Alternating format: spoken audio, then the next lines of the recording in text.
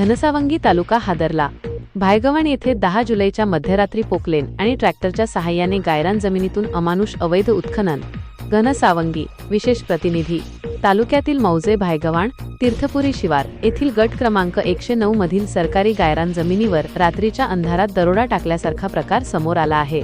जुलै 10 रोजी रात्री 10:11 वाजेच्या सुमारास पोकलेन आणि ट्रॅक्टर अशा यंत्रसामग्रीचा वापर करून मुरमाचे व मातीचे अवाढव्य बेकायदेशीर उत्खनन करण्यात आले।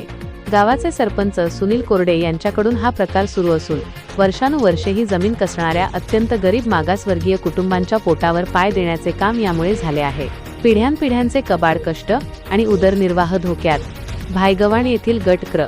109 ही सरकारी गायरान जमीन असून गावातील अत्यंत गरीब भूमिहीन मागासवर्गीय कुटुंबे पिढ्यानपिढ्या या जमिनीवर कबाड कष्ट करून आपले व आपल्या मुलाबाळांचे पोट भरत आहेत।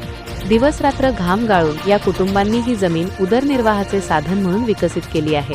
असे असताना संबंधित सरपंचांनी कोणतीही परवानगी नसताना थेट या गरीब कुटुंबांच्या शेतात रात्रीच्या वेळी अवजड गाड्या घुसवल्या। पोकलेनच्या सहाय्याने या जमिनीची अक्षरशः चाळण करण्यात आली असून ट्रॅक्टर भरून मुरुम आणि माती पळवली जात आहे।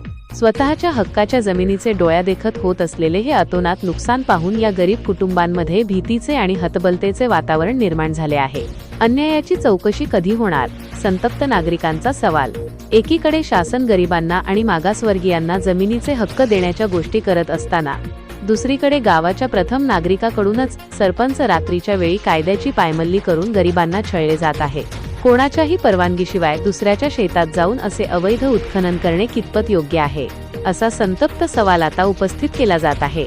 या प्रकारामुळे बाधितलेली कुटुंबे अत्यंत गरीब असून ते या दडपशाही विरोधात आवाज उठवू शकत नाहीत। याचाच गैरफायदा घेतला जात आहे। शासकीय हस्तक्षेपाची आणि तात्काळ कारवाईची मागणी। आम्ही पिढ्यानपिढ्या या जमिनीवर कबाड कष्ट करून आमचा उदरनिर्वाह करत आहोत। जुलै 10 रोजी रात्री सकाळचे 10:11 वाजेच्या सुमारास अचानक पोकलेन आणि ट्रॅक्टर लावून आमची जमीन उकरण्यात आली आणि तिथून मुरुम व माती पळवण्यात आली। आमच्या हक्काच्या जमिनीवर झालेला हा अन्याय आम्ही कसा सहन करायचा? शासनाने यात तात्काळ हस्तक्षेप करावा। वरिष्ठ अधिकाऱ्यांनी जागेवर नेऊन चौकशी करावी आणि दोषींवर गुन्हे दाखल करून आम्हाला न्याय द्यावा। पीडित ग्रामस्थ। महसूल प्रशासन कुंभकर्णी झोपेत। या जाहीरपणे सुरू असणाऱ्या प्रकाराकडे घनसावंगी महसूल प्रशासनाचे दुर्लक्ष झाले कसे हा मोठा प्रश्न आहे। या गुंडगिरीची आणि बेकायदेशीर मुरुम व माती उपशाची चौकशी होऊन तात्काळ कारवाई झाली नाही तर महसूल प्रशासनाच्या भूमिकेवरही प्रश्नचिन्ह निर्माण होईल। आता घनसावंगीचे तहसीलदार आणि जिल्हा प्रशासन या प्रकरणात काय भूमिका घेते आणि या गरीब कुटुंबांना न्याय देते का, याकडे सर्वांचे डोळे लागले आहेत। लोकात्मा करणार शेवटपर्यंत पाठपुरावा। सदर प्रकरणाची संवेदनशीलता आणि गांभीर्य लक्षात घेता लोकात्मा न्यूज चॅनल या प्रकरणाचा शेवटपर्यंत पाठपुरावा करणार आहे।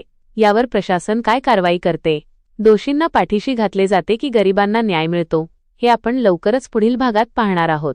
लोकात्मा न्यूज चॅनलसाठी प्रतिनिधी तरंग कांबळे, जालना। या लोकांनी माझ्या शेतीतून रात्रीचं मुरुम आणि माती चोरून चाललेली आहे। माझ्या शेतीमधून 10 ट्रॅक्टर आणि 10 ट्रॅक्टर चालू आहे। 10 ट्रॅक्टर जीपीसी चालू आहे।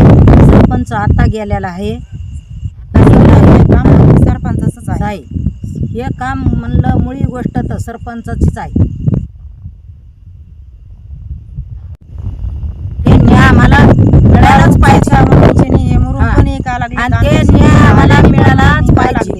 आमचा गरीब दुबळ्यावर त्यांना हत्या केलं, लांब लांब मुरुम चाललेला आहे। आम्हाला न्याय मिळालाच पाहिजे ही विनंती तुम्हाला आमची गरिबाची।